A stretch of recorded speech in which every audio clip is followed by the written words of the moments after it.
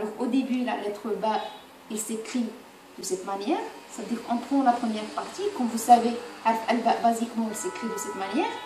Ça veut dire avec une fermeture au début, une fermeture à la fin. Alors lorsque la lettre ba, il est au début de la lettre, il s'écrit de cette manière, puis le mot, il vient se compléter. Au milieu, on a le début du mot. Puis la lettre, il vient ouverte. La petite tête, il reste ouverte. Et le mot se termine. J'ai oublié le petit point. Puis le troisième cas, c'est que le mot, il a un début composé d'une autre lettre ou de plusieurs. On a le milieu composé d'une lettre ou de plusieurs, bien éventuellement. Et on a la fin. Alors la lettre, elle est ouverte et puis il se ferme. Alors comme vous avez vu, quand la lettre ba, elle est à l'extrémité du mot, il est toujours fermé. Mais lorsqu'il est au milieu, il est ouvert pour qu'il s'attache, qu'il se lie aux autres lettres, à droite et à gauche, c'est-à-dire au début et à la fin de son écriture. Alors c'est comme si on l'écrit comme ça au début, on l'écrit comme ça à la fin, et lorsqu'il est au milieu, on efface les deux bouts pour que ça soit possible qu'il se lie à d'autres lettres.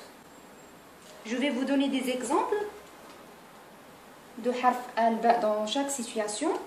Le premier cas, je peux vous citer par exemple kalimat, le mot bi'run.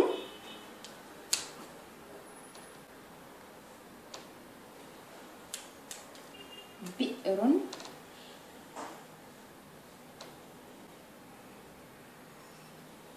Qui veut dire puis avec T à la fin. Bi'run avec kasra. Bi'run. Bi'run. Au milieu, je vous cite l'exemple de sabrun. Attends, normalement j'utilise le verre.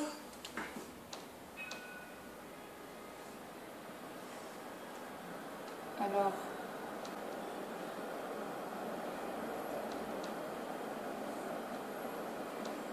sabrun.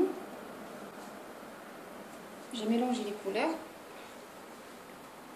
Et là, comme vous avez remarqué, j'ai commencé par harf al-ba au milieu, mais c'est juste pour vous simplifier les choses. Normalement, on écrit dès le début jusqu'à la fin, c'est-à-dire de droite à gauche, d'une manière normale. Si je refais d'une manière ordinaire, sans prendre en compte les difficultés du début que vous pouvez avoir, alors on écrit de cette manière.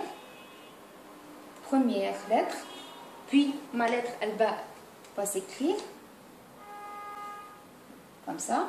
Puis je finis par la dernière lettre qui est différente, sabrun. Et ensuite, je mets les harakat. Sab, b, sabrun. À la fin, je vous cite l'exemple de kelbun. Je commence avec le début. Oups, pardon.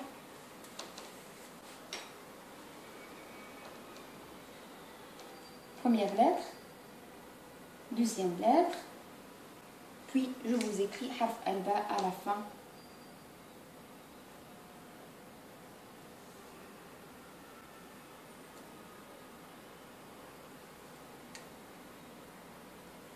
Je mets finalement al-harakat. Kalbun qui veut dire chien. Alors bi'run, sabrun et kalbun. Si vous remarquez que j'ai manqué la petite tête dans ce cas, bien éventuellement on le rajoute, mais toujours ouvert. Hein. Le but c'est que ça soit toujours ouvert. On peut le manquer pour le mentionner ou bien pour l'accentuer, pour le mettre en évidence, mais le but c'est que ça soit toujours ouvert pour qu'il s'attache à une autre lettre. Toujours ouvert lorsqu'il y a une autre lettre qui l'attend. Un cas un petit peu particulier, c'est pas une exception, mais un autre cas on peut trouver la lettre ba qui s'écrit différemment. C'est lorsqu'il n'est pas attaché, ça veut dire qu'il n'est pas obligé d'être ouvert pour s'attacher à une autre lettre. Dans ce cas, il est tout simplement écrit d'une manière basique, J'ose même l'écrire avant d'écrire le reste du mot.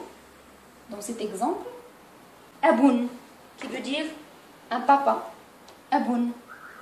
Je vais commencer par la fin, juste pour vous simplifier les choses. Aboun. Parce que harf alif, il est isolé, il s'attache à rien.